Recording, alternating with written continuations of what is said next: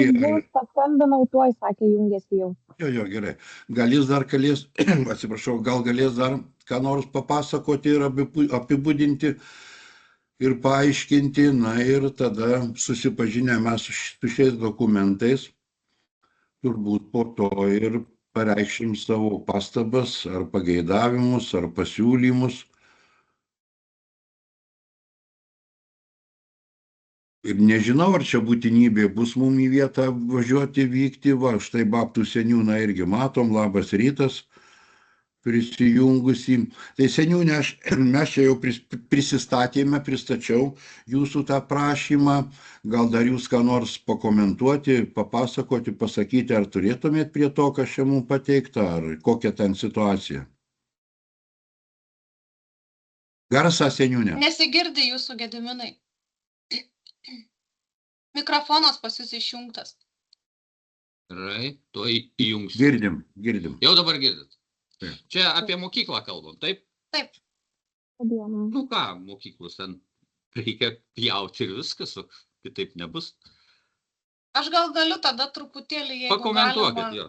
Tada pirmininkė pakomentuosiu, kad pernai metais gavom statybos leidimą Babtų stadionui gimnazijos teritorijoje, kadangi teritorija yra savivaldybės pavaldume, tai prašymą teikia seniūnija, kaip ir žinoma suplanuotas didelis projektas pastatyti naują stadioną laisvoje teritorijoje, kur šiuo metu ten realiai yra sodas, nes Babtų gimnazijoje turim ir mažą futbolo stadioną visiškai, tai poreikis atsirado, nes tikrai daug šiuo metu ir vaikų, ir bendruomenė sportuoja ir neturi vietos kur, o tas stadionas senasis apleistas visai, tai atkuriant seno stadiono ir vietą, tai suplanuotas stadionas, lengvosios atletikos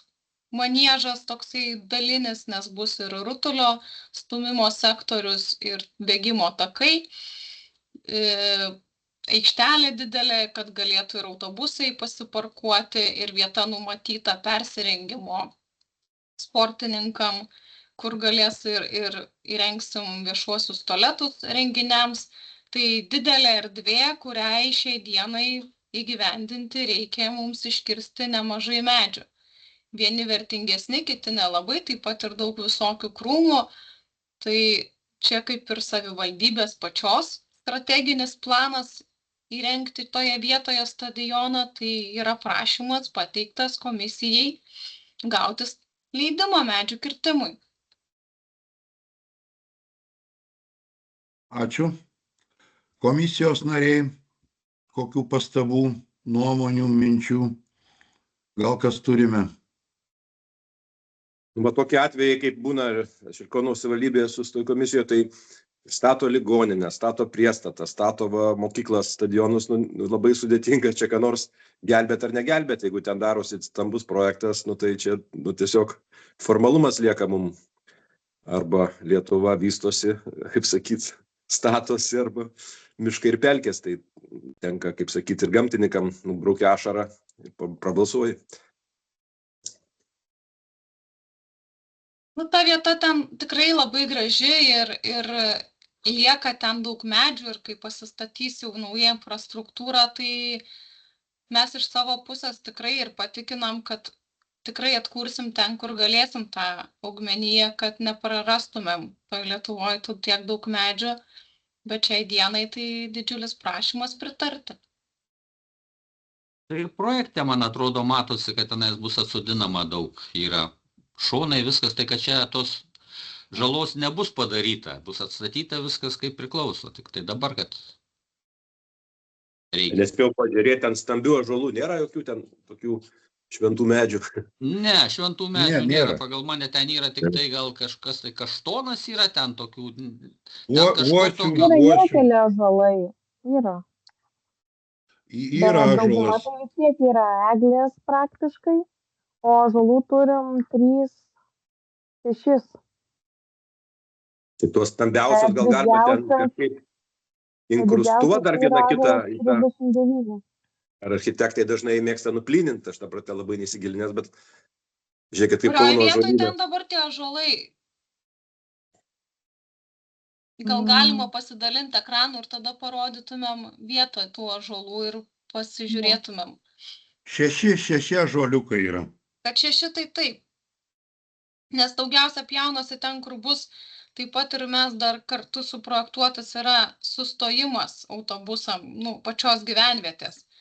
Tai toks jau kaip ir viso miestelio čia rūpinimosi infrastruktūra.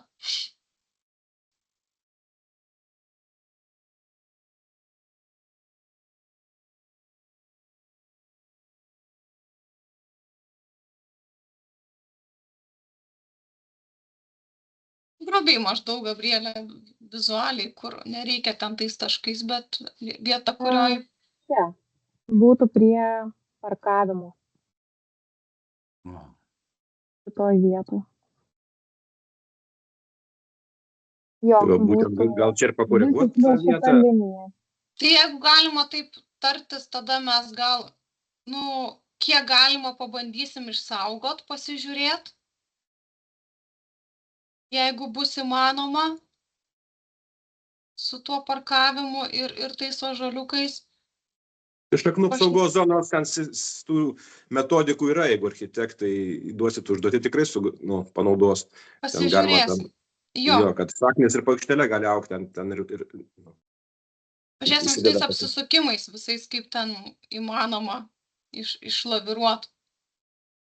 Pabandykit, tikrai. Manau, kad čia pavyks. Tai jeigu įmanoma išsaugosim, bet jeigu nelabai bus, tai atsodinsim.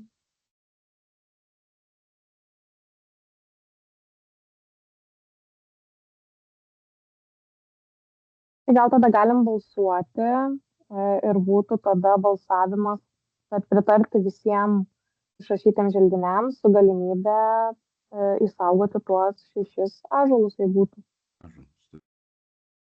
Tai čia gal bendrų sutarimų galim sutarti, ar balsuojam atskirai. Jeigu prieštaraujančių daugiau nieko čia nesigirdi, nėra kategoriškai, kad prieštarautų, tai gal bendrų sutarimų bandom sutarti.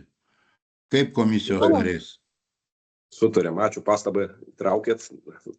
Dėkuoju. Nepamiršti šitą pastabą įtraukti ir jeigu galimybė bus išsaugoto, jeigu ne, kaip vedėjai ir kalba ir sako ir pažada, kad bus jie stengiamasi atsodinti. Tai jeigu kitokių nuomonių nėra, tai tada bendru sutarimu pritarėme. Taip? Taip. Prie šito Babtų seniūnijos prašymo gauto stadiono statybai. Čia aš jau vardinau, ar dar išvardinti adresą? Ne, nereikia. Jau įrašyt turbūt, yra įrašyta. Tai ką, dėkojame tada komisijai, dėkojame seniūnui, dėkojame vedėjai, dėkojame komisijos nariams. Na ir lauksime kitų mūsų susitikimų. Nieko daugiau, Gabrielė, neturim čia mes aptart, ką nors nieko nenusimato. Kol kas ne. O jeigu kokia būtinybė bus, iškils klausimai, na tada vėl susiderinsim laiką ir prisijungsime. Tai ačiū labai visiems, gerų šaunių metų. Ačiū ir iki pasimatymų, sėkmės. Ačiū statybai ir vis dar mėgstu pasakyti, gal į atidarymą būsim pakviesti. Seniūnė, jūs prakontroliuoti gal. Čia juokais. Gerai, ačiū, sudie, gražios dienos. Puikios savaitės ir metų. Sudie, viso gero.